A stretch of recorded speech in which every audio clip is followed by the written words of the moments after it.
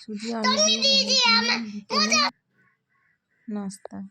গ্যাসের উপর কড়াই চাপিয়ে সামান্য একটু তেল দিয়ে 1 কাপ সুজি মাঝারি আঁচে ভেজে নেব।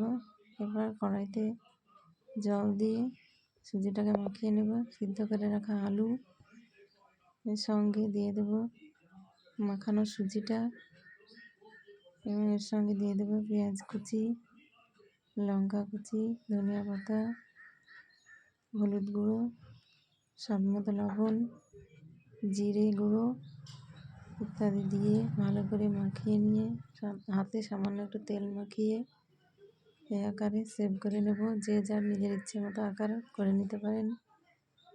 সেভ করে নেওয়া হয়ে গেছে এবং কড়াইতে তেল দিয়ে মাঝারি আঁচে চপগুলোকে ভেজে নেব। লাল লাল করে ভাজতে হবে। ভাজা হয়ে গেলে তুলে নেব। রেডি। চপটা সস দিয়েও খেতে পারেন, লঙ্কা বাটা দিয়েও খেতে পারেন, ধনেপাতা বাটা দিয়েও খেতে পারেন।